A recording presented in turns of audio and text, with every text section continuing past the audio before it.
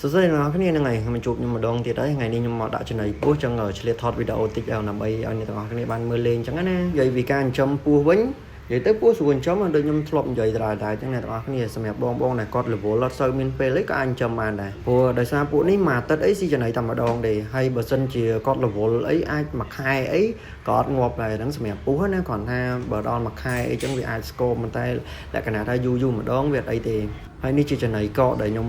ធៀមសម្រាប់វាស៊ីណាហើយប្រភេទពោះទាំងអស់នេះគឺសុទ្ធតែជាប្រភេទពោះសម្រាប់ចិញ្ចឹមណាដោយសារតែសុទ្ធតែពោះគេប្រកាត់ទាំងអស់មិនមែនពោះដែលចាប់ពីព្រៃមកទេហើយពោះប្រភេទទាំងអស់នេះសុទ្ធតែពោះប្រភេទអត់មានពឹសអ្នកទាំងអស់គ្នាបើនិយាយពីពឹសវិញ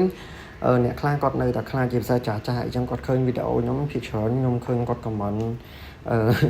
ខ្លាចវាចឹកវាគ្រោះថ្នាក់អីចឹងណាអញ្ចឹងបើសិនជាខ្ញុំប្រៀបធៀបពោះនេះដូចជាពោះស្រុកខ្មែរយើងវាអត់ខុសអីប្រភេទពីប្រភេទពោះសង្សឿឬមួយក៏ពោះព្រេងឬមួយក៏ពោះច័ន្ទល្មមអីចឹងទៅអញ្ចឹងទៅនៅក្នុងស្រុកខ្មែរយើងខ្ញុំអាចប្រៀបធៀបពោះដែលខ្ញុំចំហ្នឹងទៅពោះទាំងអស់ហ្នឹងដែលមាននៅក្នុងព្រៃស្រុកខ្មែរយើងណាអញ្ចឹងប្រភេទពោះទាំងអស់ហ្នឹងធម្មតាអ្នកនរគ្នាមិនដែលឮថាប្រភេទពោះព្រេងឬក៏ពោះសង្សឿចឹកមនុស្សស្លាប់អីទេអាពោះហ្នឹងដូចគ្នាប្រភេទពោះដែលខ្ញុំចំដូចគ្នាគ្រាន់តែពោះដែលខ្ញុំចំវាមកពីប្រទេសផ្សេងគ្នាមានខ្លះមកពីមិចស៊ីកូខ្លះមកពីអាមេរិកមកពីរដ្ឋកាលីហ្វ័រញ៉ាអីផ្សេងគ្នាអញ្ចឹងទៅហើយពោះទាំងអស់នេះបើសិនជាវារស់នៅក្នុងព្រៃហ្មងពួកនេះក៏មិនស្លូតដែរវាមិនខុសអីពីពោះសង្សឿយើងទេបើសិនជាយើងទៅចាប់អីចឹងវាអាចនឹងខំអញ្ចឹងទៅដោយសារតែវាធ្លាប់រស់នៅក្នុងព្រៃអញ្ចឹងណាចឹងវាប្លែកមនុស្សប្លែកអីវាអាចនឹងខំដៃយើងតែបើសិនជាពួកនេះ